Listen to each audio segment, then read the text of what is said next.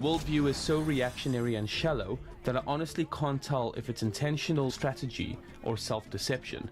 Maybe it's somehow both at the same time. This tension is exactly what fascinates me about him, and this is why I am making this video.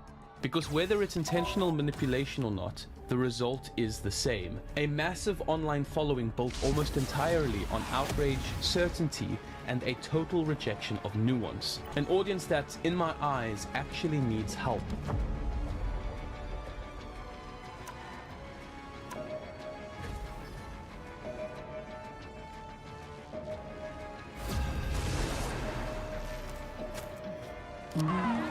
It is pretty clear that we live in a day where people are naturally drawn to confirmation bias. People just want to hear what confirms their beliefs at the expense of seeking truth. They want to hear from other people who carry the same hatred and perceived injustice on this world. And they want to hear someone who has solutions, sometimes not caring how extreme the solutions can be. And I believe this is what makes Hassan Piker so effective for a lot of people. He taps into something very real people face, especially those with very strong victim mentalities. There is so much frustration, anger, and a need for clarity in this world for so many people, especially young people. But sadly, instead of his audience finding someone who guides them towards understanding or even toward a desire to seek truth and healing, Hassan leads them toward a weird certainty on what they already believe, that they are justified to hate the world. Instead of encouraging thought, he rewards reaction. And this is so much easier for a lot of people to digest. Most people don't like to be told that they are wrong, but we all need to know that we can be wrong at times in our lives. We need to always try to kill the pride that is in us, and we need to stay teachable.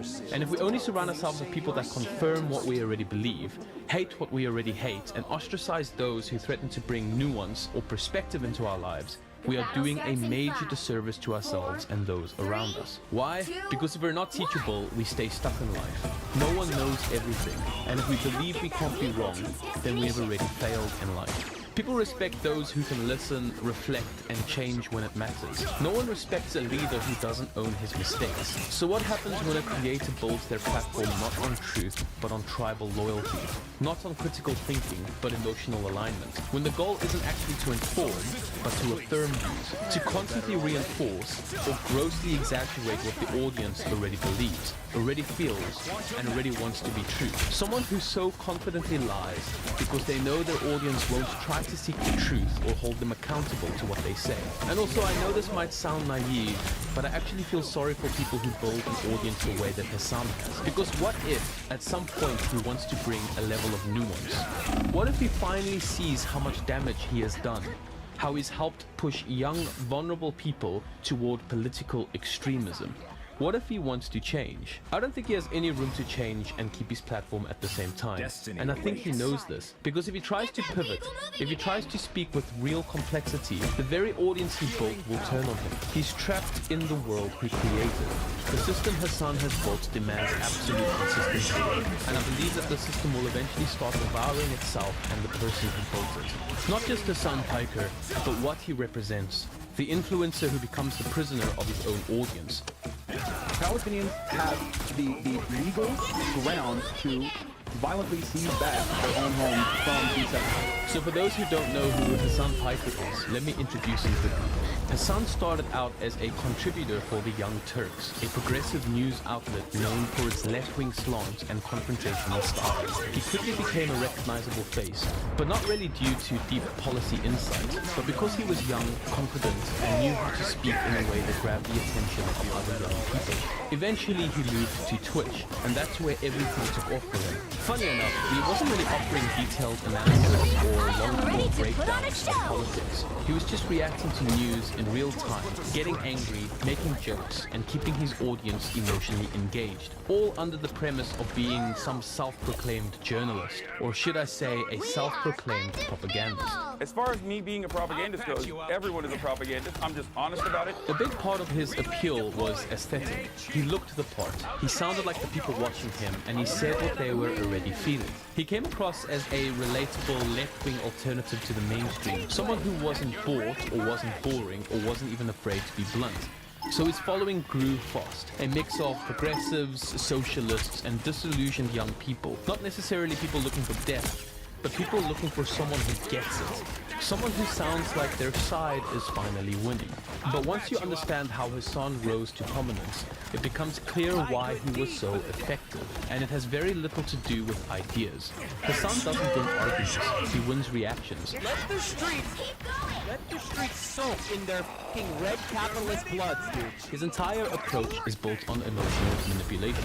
Outrage, sarcasm, mockery, and tribal language. You stupid f***! There's a reason why he's not on the platform! Hassan, thank you for being angry so I don't have to be all the time. He doesn't engage in thoughtful disagreement. He frames issues in a way that makes his audience feel like they're right without ever needing to prove it. Do you think that that is a misfire from a rocket? Because I've shown you the misfires from Hamas rockets. It does not look like that. Throughout the years, it has been clear that anger has been his primary tool. Apartheid defending, bloodthirsty, genocidal freak. Please stop. You're not making any good arguments. No, the only reason why I'm not making any good arguments to you is because you are transphobic. And that's the unfortunate reality. And it's probably not going to change. Never reason or logic, not even evidence. Or they're literally breaking records after records, not to participate. Wrong! Wrong! You are wrong. You are making that up. You have read like 3 articles from like 3 random head cases. You are wrong. Just anger, loud, confidence, and pretty constant. My issue as a trans person is the fact that you, a guy that isn't super well versed on trans, brought on a known transphobe, knowing he might bring up transphobic shit. You aren't exactly a vosh at trans debates. I hope that the rest of your life is as horrible as it is every single day. Okay? There you go. Suck my d. I despise you. I despise you more than anything else on the planet. You are fucking cancer, okay? You are cancer in this community, and you're cancer in every community. Suck my d. For the past 15 months, you've been able to fucking hide in these ranks. Your cat boy. Move your cat boy ass out of here. You are never welcome. You are never going to be unbanned. No matter how difficult it is, no matter how much you want to get unbanned, it will never unban you. You are now banished into the fucking shadow realm. Take his infamous quote. America deserved 9/11, dude. I'm saying it. That wasn't some bold, nuanced critique of US foreign policy. It was just a blunt provocation, designed to shock, offend, and stir up the exact kind of emotional response that fuels his brand. Or even his calls to kill your landlords. Well, my understanding of it is that the property owners just have property. She's just not friendly. Yeah, kill them! Kill those mother... Obviously exaggerated, but again, that's the point. This is why his content works so well in the algorithms. Emotion is so contagious. It spreads faster than facts. It's easier to process than complexity or humility. It gives people a sense of moral superiority without ever requiring them to wrestle with uncomfortable truths or competing perspectives.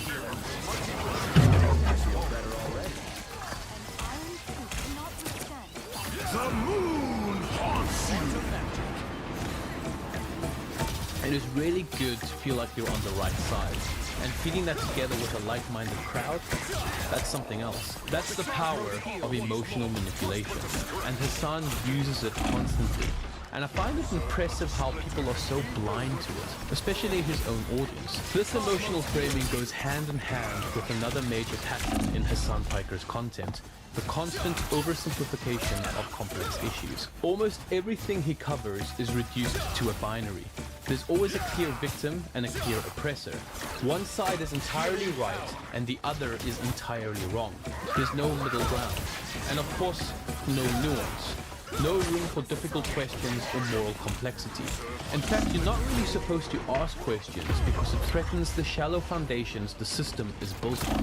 One of the clearest and, for me, most disturbing examples of this was Hassan's response to the October 7th Hamas attacks on Israeli civilians. There were confirmed reports of rape and horrific brutal assaults during the massacre. And instead of acknowledging that with any kind of clarity or condemnation, Hassan said that it doesn't matter if rape happens. Doesn't matter. It doesn't matter if fucking rapes happen on October 7th. Like, that doesn't change the dynamic for me even this much. If you don't see this as problematic, you are part of the problem. Both Israel and Hamas are committing atrocities that are morally unacceptable in any shape or form. And if you can't acknowledge that, you need to take a back step and adjust your value of human life. Hassan's and his audience's perspective on this has been morally indefensible. But the reason he said it is clear. Condemning Hamas's acts would have disrupted the binary. It would have forced his audience to deal with the uncomfortable truth that atrocities can happen on both sides of a conflict. And that kind of complexity breaks the emotional narrative he's built on his platform. This is the danger of turning everything into a black and white moral story. You stop looking for the truth, and you stop thinking critically, and you start defending whatever fits the narrative, even if it means turning a blind eye to violence, abuse, or injustice. He calls his platform political commentary. It's not. It's pure indoctrination. When you have an audience, especially one made up of young, impressionable, and often disillusioned people, you have a responsibility. And that responsibility is to constantly try to seek the truth together, to try to stay open, and to try to be teachable.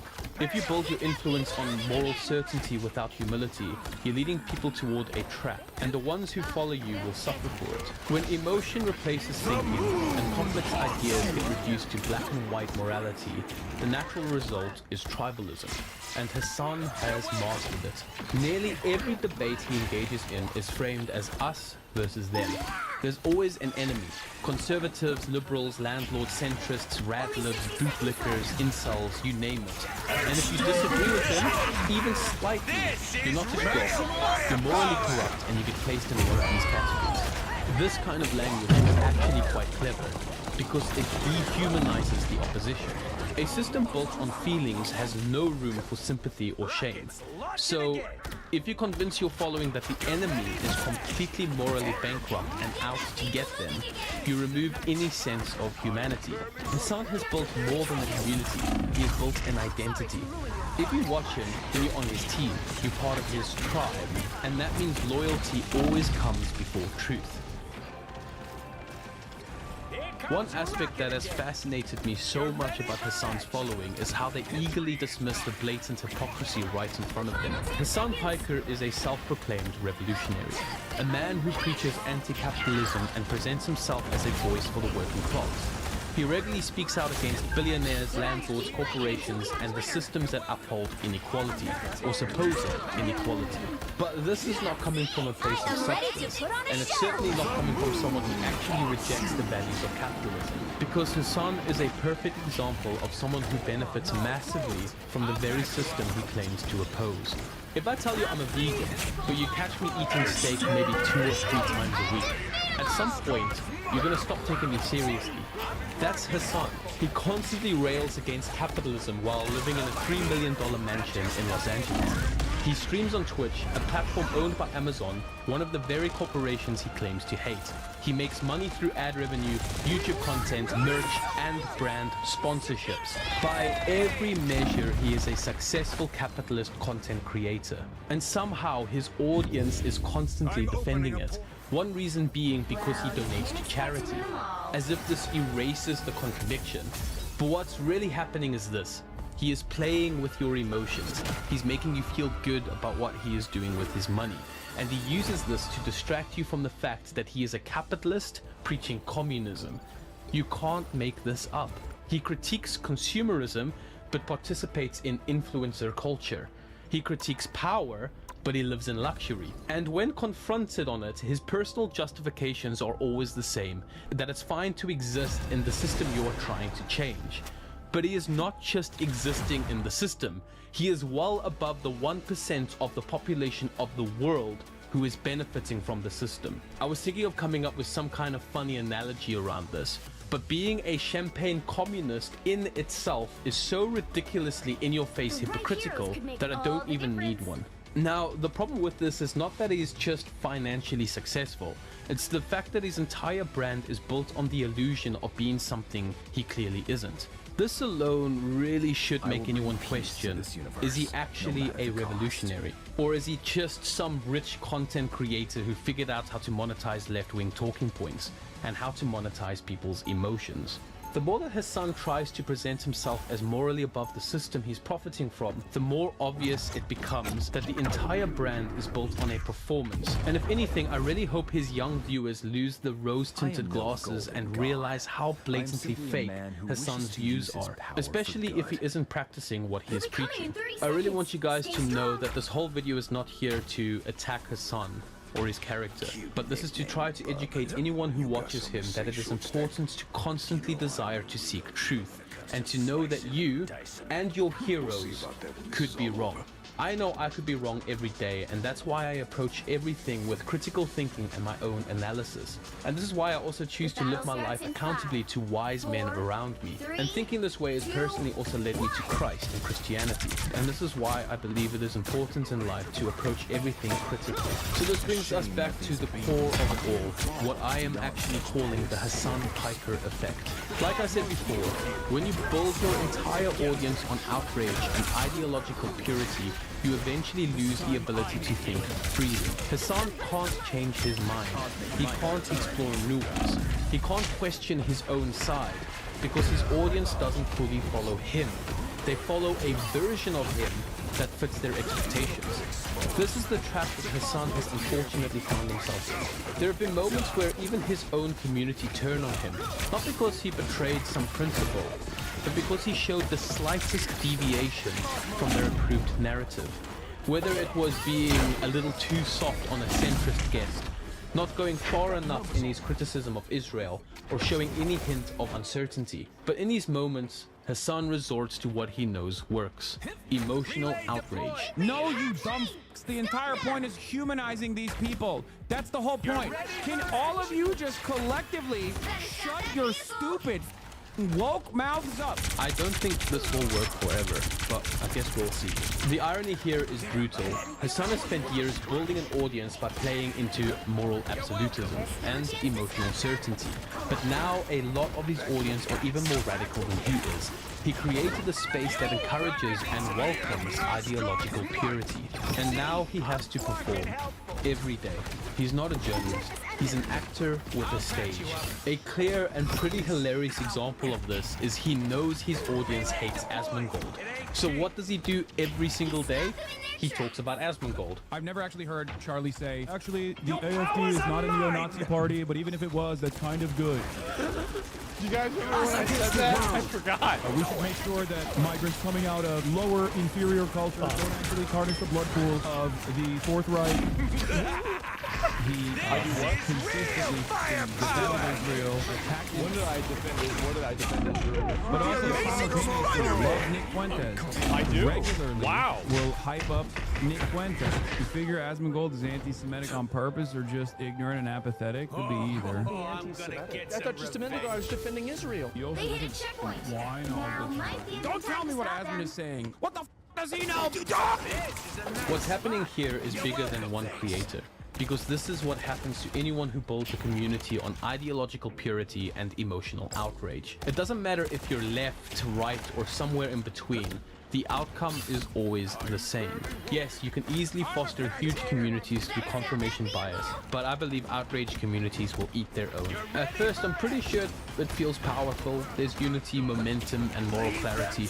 But over time, the standards tighten, the purity tests multiply, and the second someone, even the leader, steps slightly out of the line, the mob turns inward. Nuance has never been more important, and with that, honest, healthy disagreement has never mattered more. But people are afraid to think out loud, because people are terrified of rejection. Thinking out loud means taking risks. It means being vulnerable, being wrong, being misunderstood. And inside outrage culture, there is no space for that. What's left is a community that doesn't grow. It just reacts. It polices itself, silences dissent, and hardens into something more like a cult than a conversation. The best example of this is the platform Reddit. We live in a digital ecosystem that thrives on outrage, not thought, reason, or even honesty, but the speed and sharpness of emotional reaction. How quickly can I hate, attack, or destroy someone's life who I disagree with? The more dramatic you are, the more engagement you'll get. The more tribal, the more viral. And that's how we've ended up here. In a landscape where loyalty is valued over truth, and where the people who rise to the top are often the ones willing to say the most extreme things, the fastest. Hassan isn't an outlier. He's the natural product of the system. But now he's also the prisoner of it. The prisoner of the persona he built and the ideological purity he helped normalize. If your community can't tolerate nuance, it's not a community, it is a cult. This has been a very interesting video for me to do. While scripting this, I had to delete quite a lot because I don't want to come across as attacking Hassan's character. He doesn't help himself. I did try to watch his videos and enjoy them from his perspective, but it has been very difficult because he rejects seeking truth. And for me, that is a very dangerous value to uphold. If you've come across this video and you actually are a huge fan of Hassan's, please don't get me wrong. I'm not trying to demonize you. I'm just trying to help you think for yourself. Think critically about what you are hearing and what people are saying to you. Thank you guys for watching this video. I really appreciate it. Again, if you're interested in my Patreon, please do check it down in the link below. Also, I've been going live on Twitch almost daily now, so please feel free to check that out. And yeah, thank you guys so much for watching. I'll catch you in the next one. Also, I'm so sorry about the loud rain. I live in a small place and I am currently in the attic.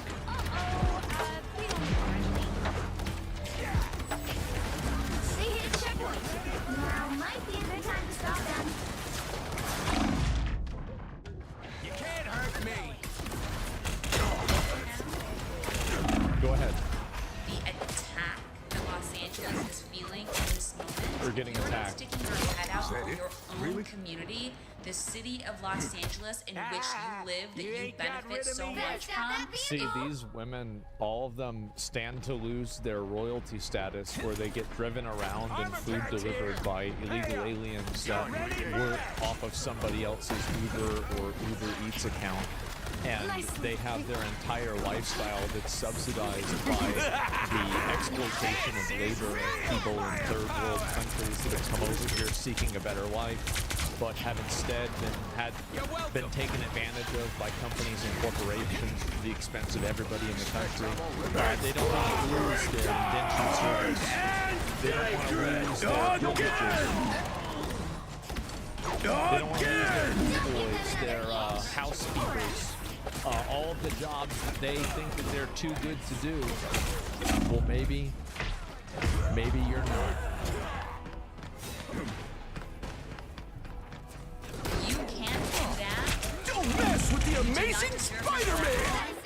And maybe you should fucking know. Oh. I don't know who needs to hear this, but being undocumented isn't a crime. You're just racist. You can't expect to win them all.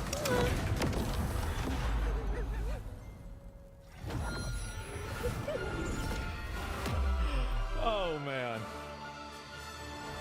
I think it's important to remember that though what Trump is doing in LA is absolutely deranged and incredibly fucked up. Let's hear this from the mentally ill pink burrito. Let's hear her opinion. It is an act of desperation. The people behind all this, though it may seem very calculated, are not smart. California does not well, I mean, it sure worked. Really belong to the United States. It belongs to Mexico, and we stole it from them in 1850. Didn't it belong to Spain? You'll need before a top-notch Mexico? team to win this one.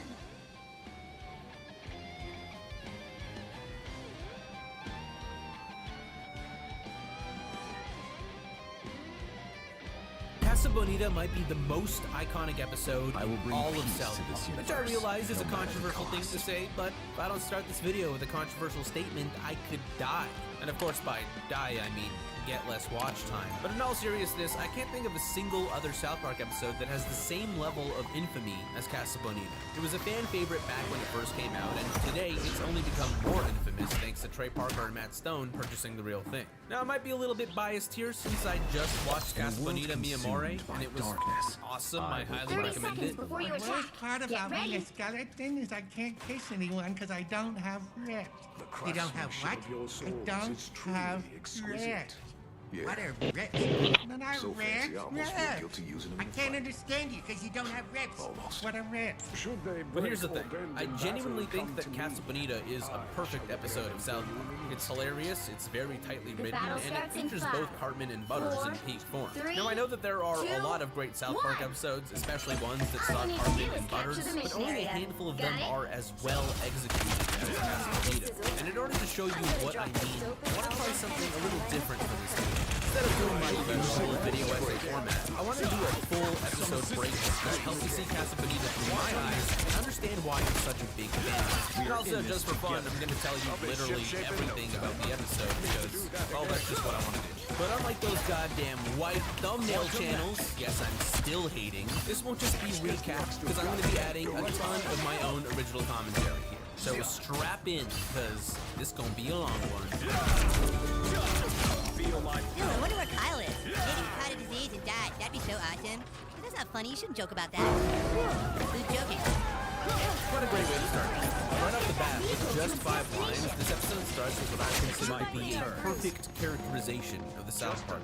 Stan and Kenny are concerned for Butters so they come off as very friends, while Cartman thinks it'd be funny if Kyle died, so we know he's an asshole. Now you might be thinking, why does that matter? I already know who these characters are in this no but you gotta keep in mind that South Park is episodic, which means that any episode can be someone's first episode. Like for me, that was Helen Keller the musical. I was really moved by Keely's relationship with Gobbles.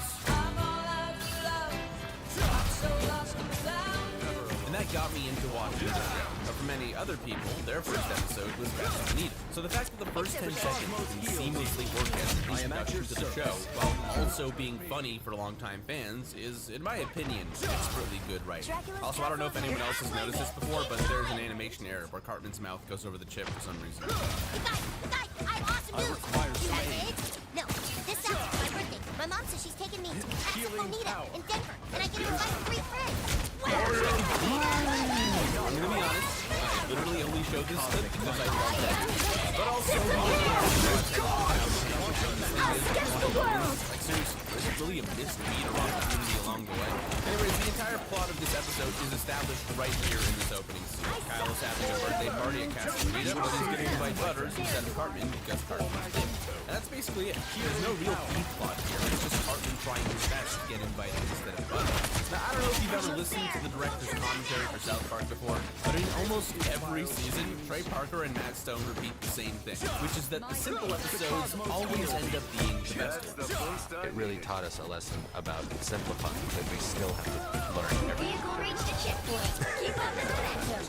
But make it simple. I think that Casa Bonita is a perfect example of what I thought. There's only one plot, it's simple, it's focused, the jokes have room to breathe, and nothing feels rushed anymore. Which is very important because pacing is a huge part of what makes this episode so good. But best of all, it's a character study on error.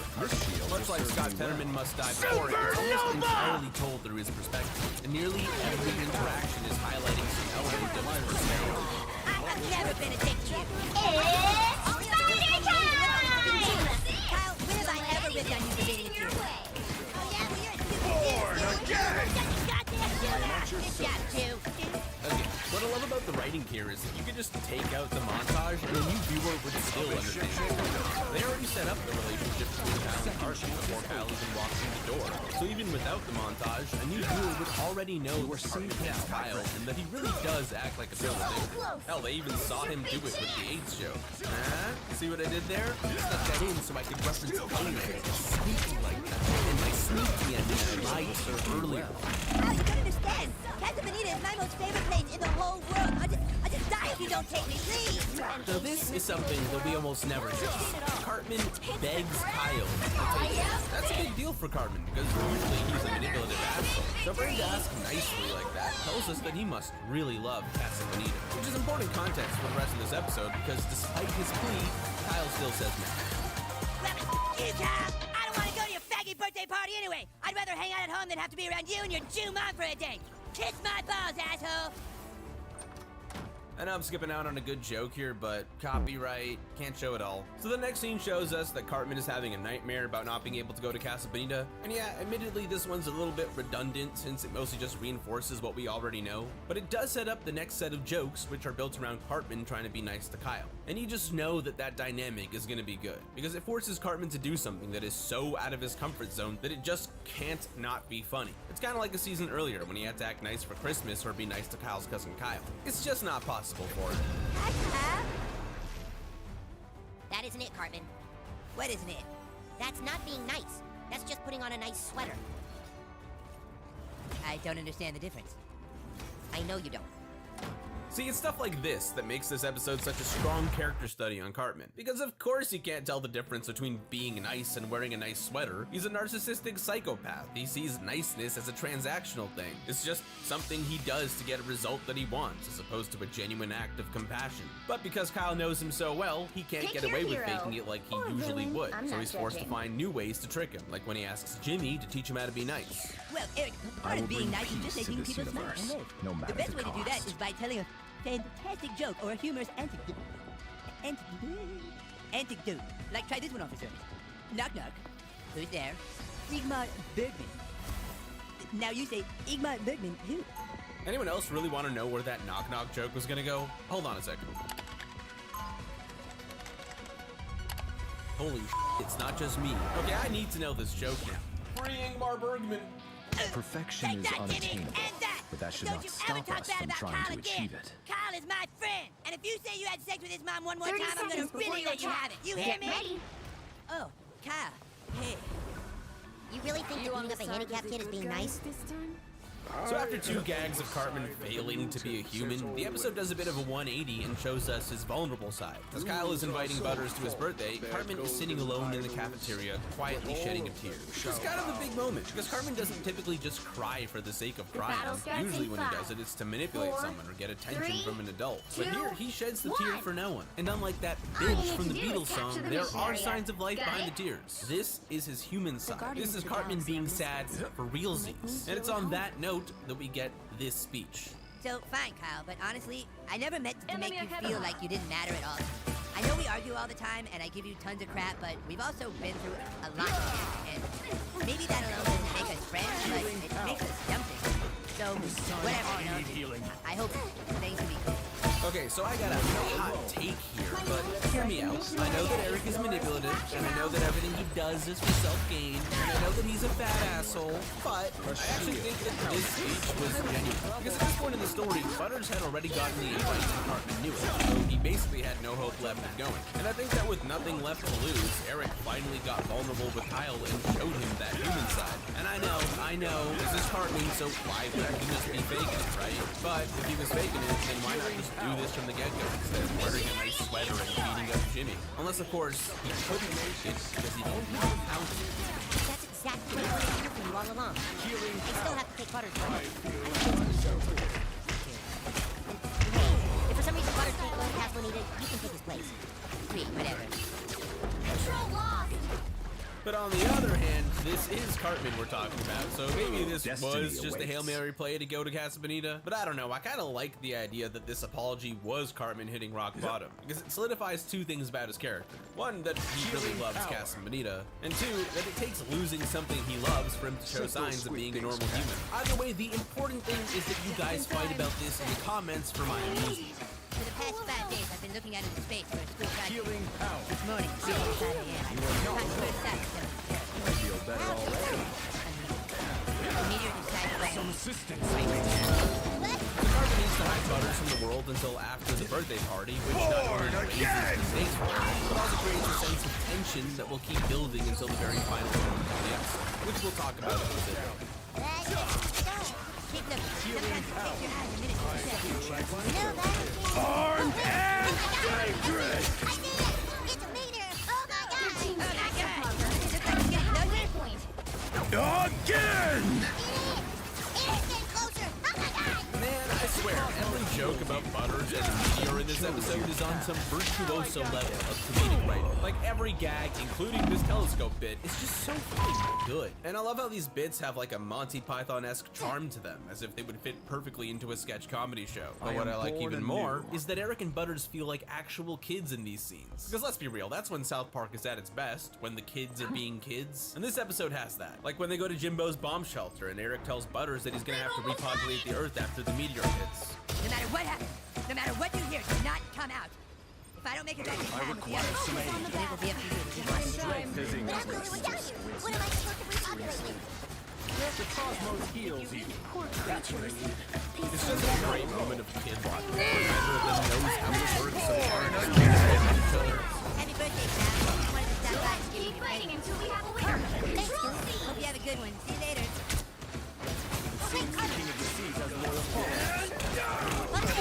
With the amazing Spider-Man! You ever notice how when Cartman is closer to getting what he wants, he suddenly starts losing his cool? Like he almost gives away his plans? We see a small example of it here when he closes his eyes with his back turned to Kyle, and then again when Kyle postpones his birthday party because they find out that Butters is missing. That's very I'm good of you opening a boys. portal. We can postpone Casa Bonita until next Saturday. Next Saturday? I'll never be able to keep Butters down in the depths of my heart for that long. Can't get before then. Now obviously Eric is doing this because he's a very emotionally volatile person, which is also obviously repulsive, like how he yelled at Kyle when he first did get right. So when he almost gets what he wants, he can't contain himself. And as you'll see in this episode, it's kind of a weakness of his. The closer he gets to Casa Bonita, the more he starts to slip. But what's cool is how this episode uses this flaw to build on the tension and eventually suspense. It's kind of what gives it that roller coaster feeling in the first place. Now, as a character study episode, everything kind of plays off of Cartman, even Kyle, whose main purpose in this episode is to exist as a contrast to Eric. Yeah, I think you're right, but on the other hand, I think Butters would want it to go. You know Butters. Nah, I can't.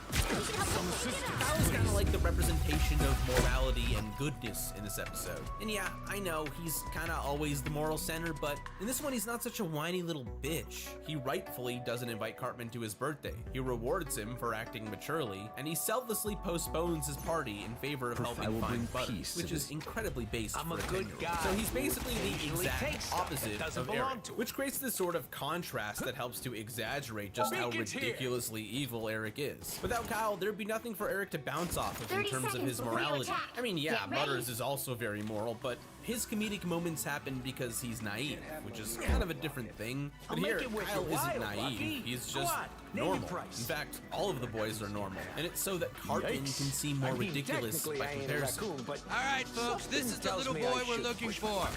Leopold Stotch, also known as Butters. Fun fact, this is the second appearance of Detective Yates, the first one being Christian Rockhart. Not a big deal. All you need to do is capture the mission music area. for free Got is it? not a big deal. Also, you ever notice how out of place Barbrady looks here? This was right when the police force was added to South Park, so I'm guessing that they didn't know what to do with him and just added him to the side like that. Because obviously in later episodes, they just stopped showing him altogether. Also, it's worth noting that Cartman is not in the search party. Cartman's mom is, which totally sports the video I made on her, but Eric isn't. We only see the three boys, Kevin and Dean. Right food ration. Said mission area is yours to capture now. Hello?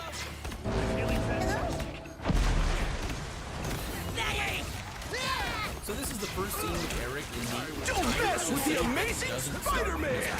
And it's interesting because they could have started this with Eric brushing himself from the outside, which would have been more consistent with the rest of the episode.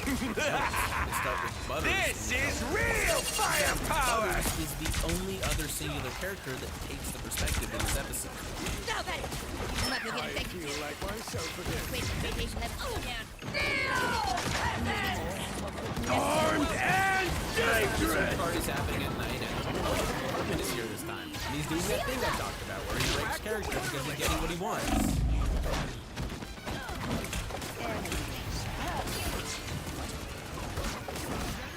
Wait, hold on. Are you telling me that Cartman can actually see his own thought bubbles? He has that kind of power? This is unexplored territory. We need to get him to the lab immediately. Just think of the implications. Many times in cases like these, a child will trap themselves, warning them to spread our search for duct pipes, wells, and bomb shelters.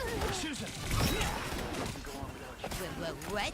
So this is sort of that rising tension thing I mentioned earlier when we were talking about pacing. The show is now raising the stakes for Eric once again, and he's responding by doing crazier and crazier things, which is only going to happen more often from here on out, because this episode is structured like a thriller movie. Everything builds towards a final crescendo.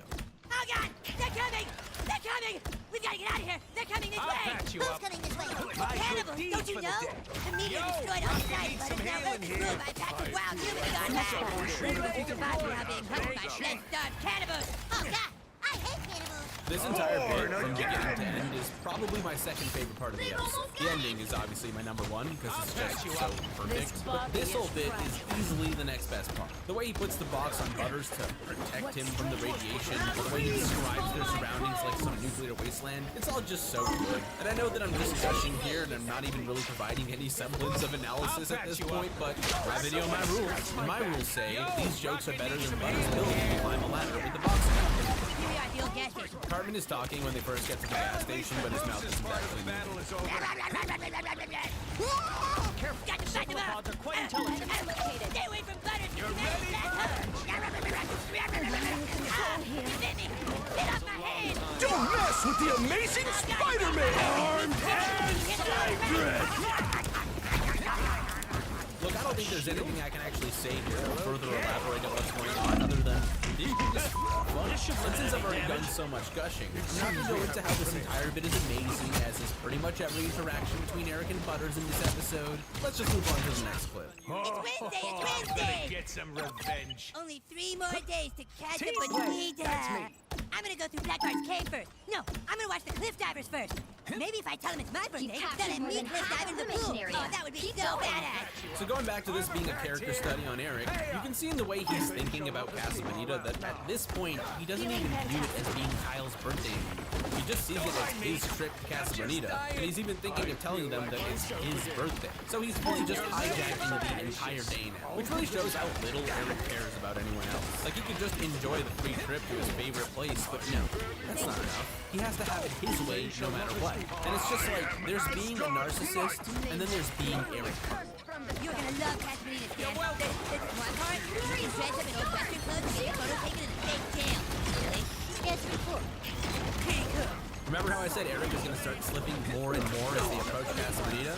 Well, here we are. By this point in the episode, the tension has begun evolving into suspense, because we know every crazy thing that Eric has gone through to get to this point, plus we've seen how easily he might throw it all away, which creates this feeling of things wrong that will only keep accelerating towards the finale.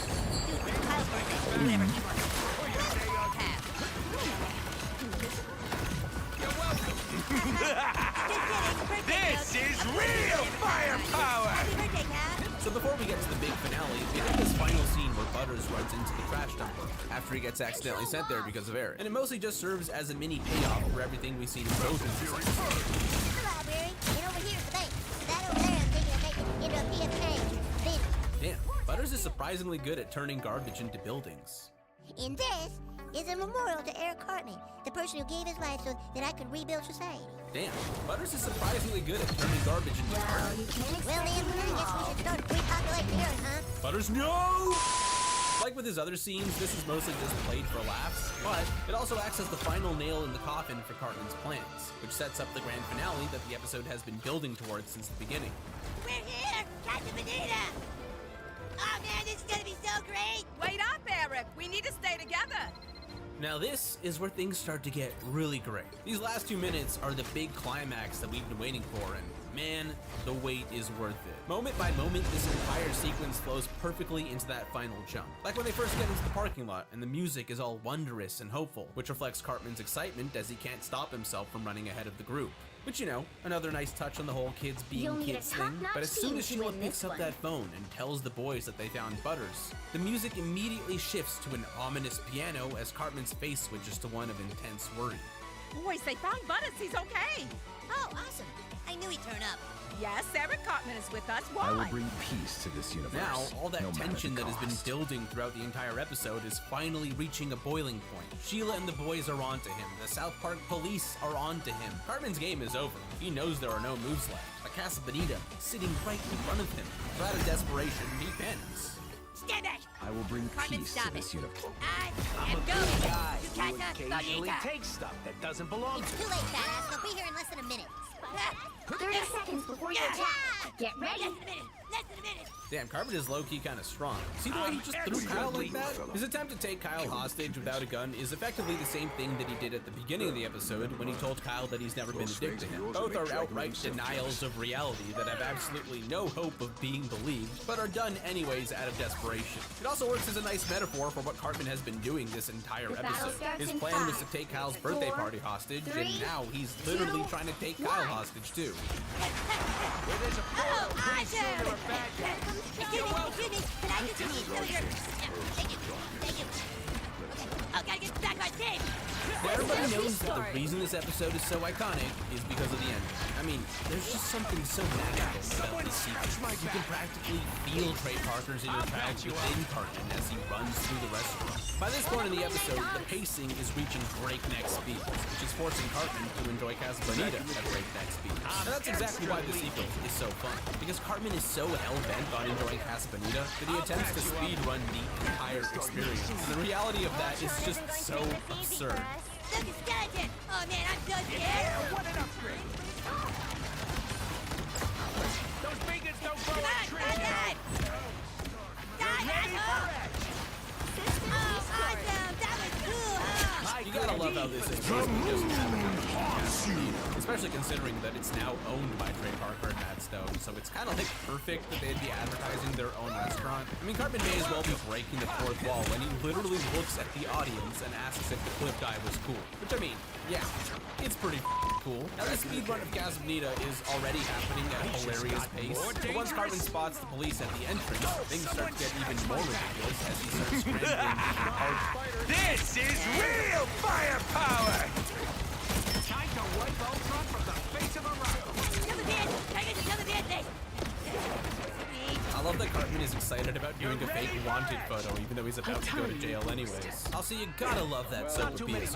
I swear, if I go to Casa Bonita, I better instantly get sopapillas when I raise that flag. Anyways, we're now at the point that the entire episode has been leading up to. Finally, after everything he's done, Cartman can no longer outrun reality. We've reached maximum tension here. It's over the big climax of the episode. Cartman climbs up the mountain, and we get one of the greatest moments in South Park history.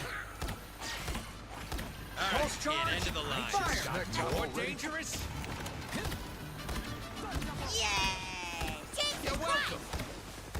Now, I don't know if I've done a good job at convincing you of my viewpoint throughout this video, but to me, this episode is perfect. It's hilarious. I love the way it uses Cartman as the driving force of its narrative. It's packed to the brim. By the eye of Agamotto! It's so tightly written that hardly a moment goes to waste. That's pretty much everything that I want out of a Cartman-centric South Park episode. Does it have some flaws?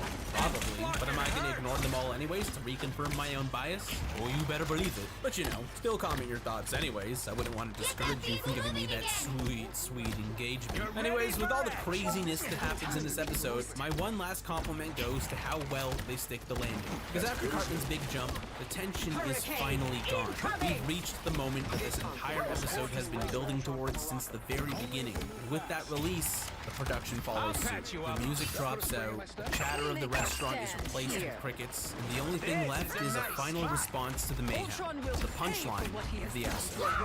Well, kid, you made an entire town panic and lost all your friends, and now you're going to juvenile hall for a week. Was it worth it? You're halfway there. Keep going. Fucking helpful. I got the arm. I'm extra lethal. I'll patch you up. Almost there. Don't turn back now. This is real firepower! Osimo is one of the most popular episodes in all of South Park. According to IMDb, we all know is an excellent source of information. This is real firepower! Series with over 5,000 votes. So you know, it's pretty well regarded. And that's not really all that surprising because it's also one of the funniest episodes in the show. It's got an amazing premise, tight execution, and it even comes in a pleasure model. Osmo does not understand. Yeah, we're making a bunch Armor of them. patch here. Pay up. Not true. Put it in. Now, since people seem to really like my Casa Bonita video, where I did a scene-by-scene breakdown of that episode, I figured that Osimo would be the perfect follow. Not only because it's one of my favorites in the series, but also because I believe that Osimo and Casa Bonita have a very special relationship with each other. I mean, they're obviously quite similar in a lot of ways, and that's probably why they're both favorites of mine, but it actually goes beyond that. Because I personally believe that Osimo could not exist without Casa Bonita. It is, in many ways, a response to, and subversion of, what happened between Cartman and Butters in the previous season, and I just think that's neat. So in order to elaborate on I think it's best that we just end this intro right here and now, because otherwise I'm just stalling for no particular reason. Okay, yeah, start the episode. Those guys are about to shoot at us. I'm just dying. You're ready for action. Look at Butters eating cereal and watching TV. So adorable.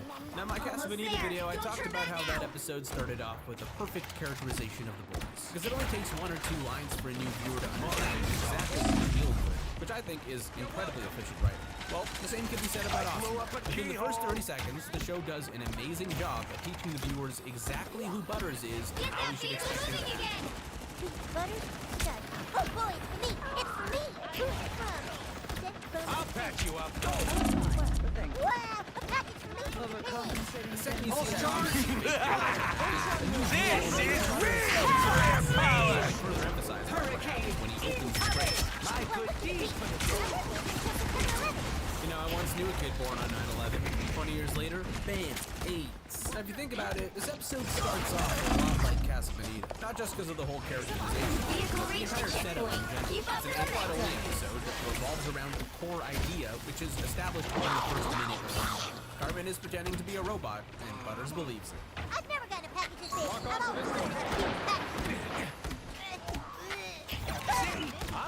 I'm extra lethal. You're ready for action. Step carefully. Greetings, I am the Osimo 4000. So we're just not going to talk about how Cartman found a giant crate. This is real firepower. Put himself on Butters' doorstep and somehow ring the doorbell. You're ready for action. Okay, cool, just checking. Now, I think the similarities between the start of this episode and Casa Bonita are very much intentional. Because you gotta keep in mind that Butters and Cartman episodes weren't always a staple of the show. The moon haunts you. The only true Butters and Cartman episode before it was Casa Bonita. And I think this episode uses that executioner playing along and pretending we're gonna get the same kind of dynamic between them. It wants us to think this would be another episode about Cartman tormenting Butters. I mean, just look at how this thing starts. Cartman is playing a trick on Butters, who's really falling for it, and even gets him to admit to embarrassing secrets. You're ready for action. All your most personal secrets. Osmo will not make fun of you or tell Hey, yeah! You're not being again! Huh? Well, for one, I have been called an appreciative colon, which means that sometimes Fun fact, if you Google He's Eated Colon, you get a picture of Butters, because He's Eated Colons aren't real. And they say my videos aren't educational. Things like I just got more dangerous. This is real firepower. Yes, Osmo is dead. Please go on. See what I mean? The episode tries to bait you into thinking that gullible old Butters is gonna fall for Eric's trap and hilarity will ensue. It even outright references how much of an asshole Cartman has been to Butters throughout the entire series. Hell, it even mentions the events of Casa Bonita. Here they are. You're welcome. Destroy an arm. And he always tries to play jokes on me instead. Really? Yeah, one time he made me think a meteor hit the Earth and convinced me to stay down on the bomb filter for 3 days. Crap, that sucks. But just when we think we know where the story is going, it tries a complete 180. Because when Butters reveals that he knows one of Eric's secrets, conflict is introduced that reverses the entire dynamic of the episode. Suddenly, Butters is the one in control instead of Eric. Eric is the one in the trap instead of Butters. Which means that the plot of this episode isn't like Casa Bonita, it's the opposite. This time it's about Butters having a good time at Eric's expense, even though it's completely unintentional. Because what Cartman doesn't know is that I know one of his secrets. What? When Cartman is playing all alone in his backyard, he likes to dress up like Britney Spears and pretend he's her. He sings and dances around with a life-size cutout of Justin Timberlake. This scene is of course setting up the finale, but you already knew that. Yeah, and I videotaped him doing it. I've got the whole thing on tape, even him making out with Justin Timberlake.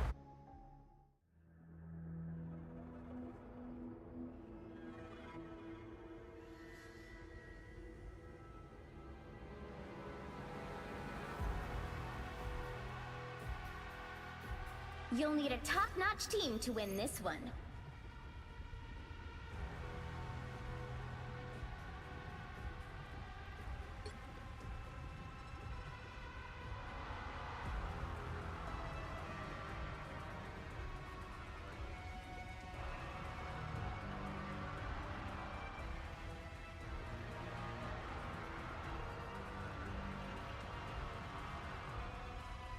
I will bring peace to this universe, no matter the cost.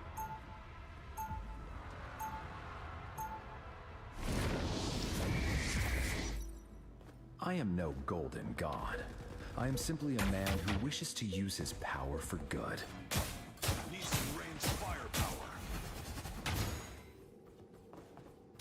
30 seconds before you attack. Get ready. It's nice to have another genuine force for good on our side. My soul is not as pure as most may believe. There's darkness inside all of us, son. Understanding it is what makes us human. You are wise beyond your many years, Captain. The battle starts in 5, 4, 3, 2, 1. Ready to capture the available area and extract some goodies? Let's go! Part of me just wants to get back home, but I know I'm needed here. Enemy ahead. Prepare to engage. Some assistance, please.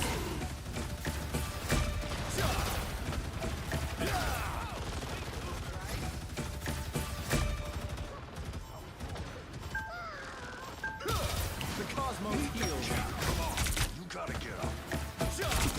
Cosmic might returns. I'm good with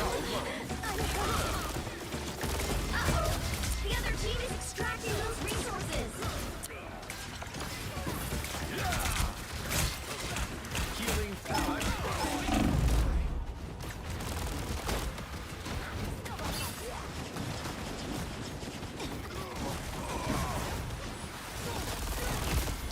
Healing power. Healing supplies at last. A nice deep freeze. Heads up! The other team is ready to rumble! Cosmic might returns. This time I need healing. Quantum magic.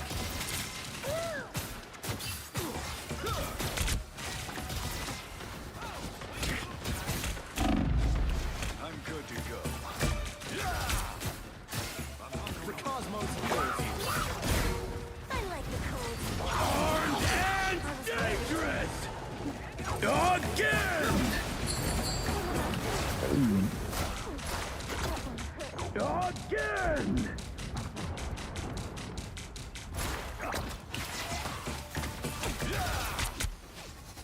Looks like resources are running low. Get ready to find another available area.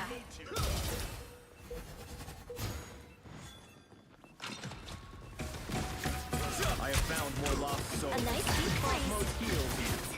They're halfway to victory. Don't let them get more resources.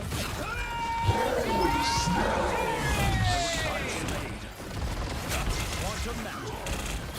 Stronger together. We are This is real firepower!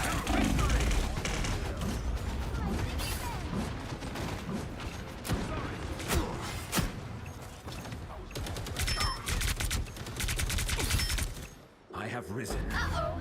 The other team is extracting those resources!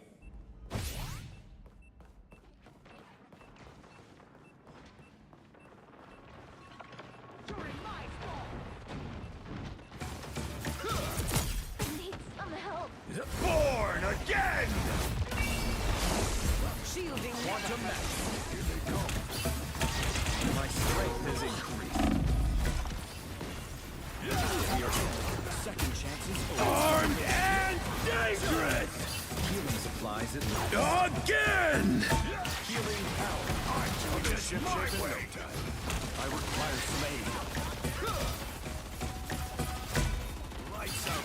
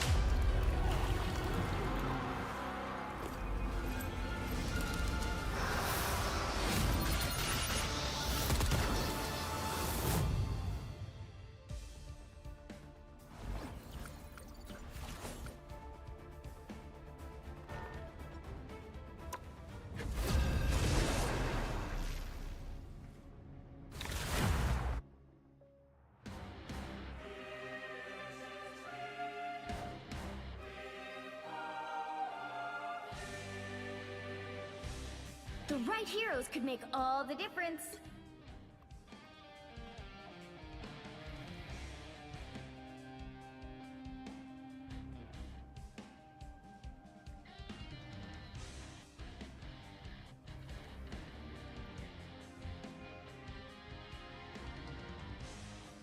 I will bring peace to this universe, no matter the cost.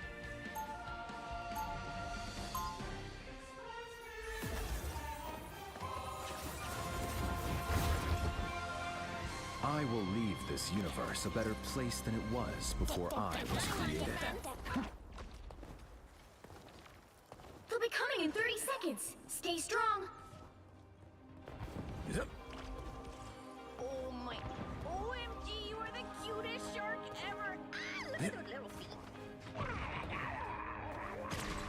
I know, sharks aren't supposed to have feet. And no, you can't eat Tibito. She's my best friend. The battle starts in 5, 4, 3, 2, 1. You need to stop that vehicle in its tracks. Hostiles up front! The cosmos heals you. I'm good to go. Better stop that vehicle!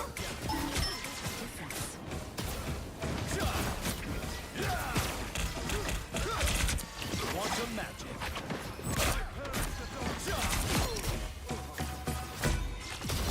Your fate is sealed. Straight off. The cosmos heals you.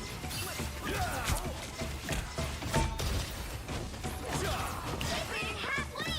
Stop them! Feel better already. Quantum magic.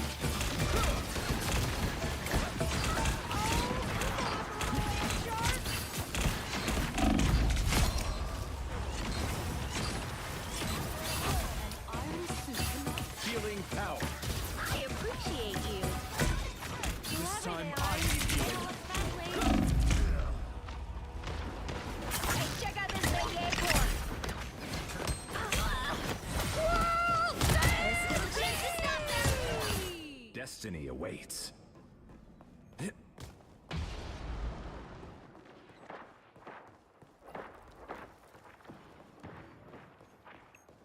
Watch me soar!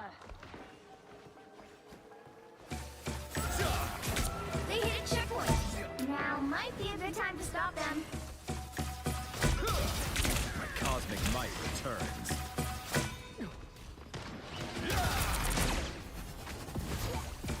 Ah, there you are. No escaping else now. Ready again. Better stop that vehicle! Quantum magic. Supernova! That's my way. Maximum pulse! Some assistance, please. Healing power. Do not expect me to do that again.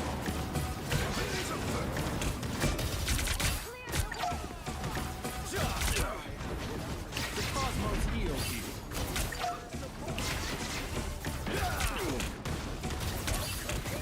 Your legend will live on. Armed and dangerous! Again! Insignificant mass. I feel like myself again. I have risen.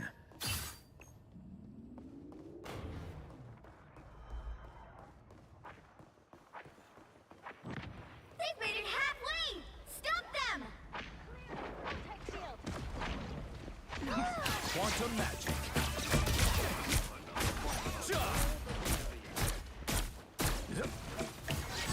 Battlefield ready again. Disappear! For mutant kind! Some assistance, please. By the eye of Agamotto! Unite. I am at your service. Healing power. I feel like myself again.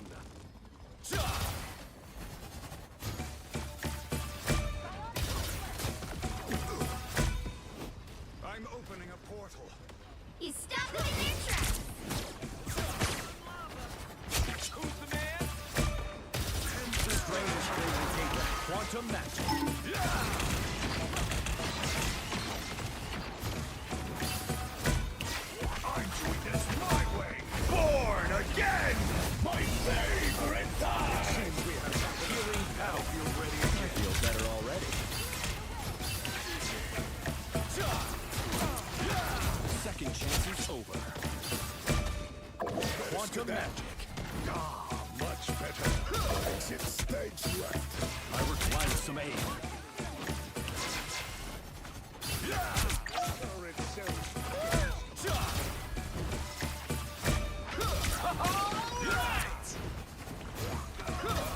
The cosmos heals you. We are in this together.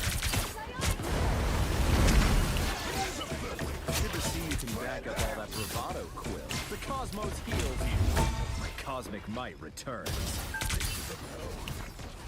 Need a bit more juice. Your legend will live on, Quill. I will make sure of it. Quantum magic. Bogeys incoming.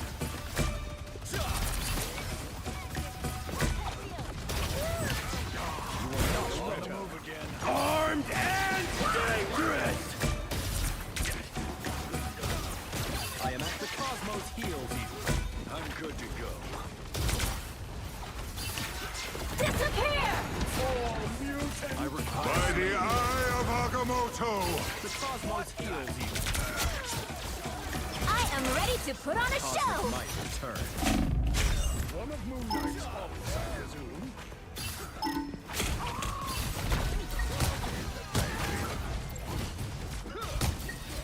I have risen.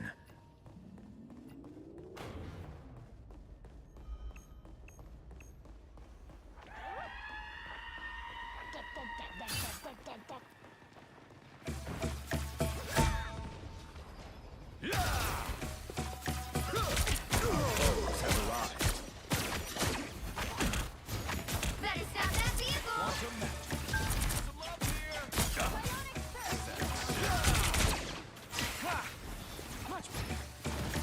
Cosmic might.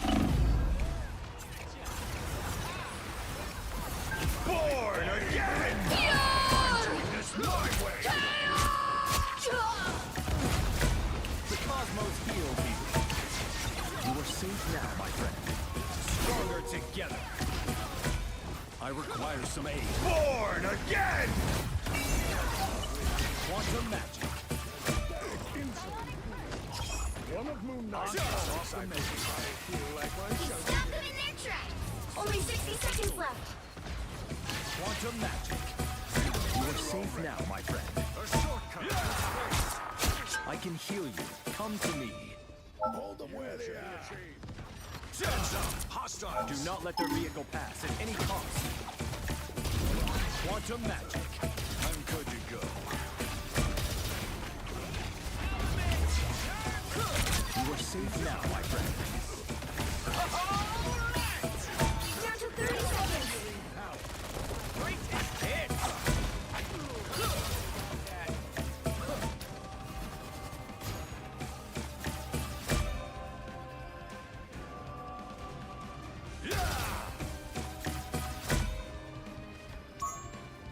Stop them in their tracks! The final 10 seconds!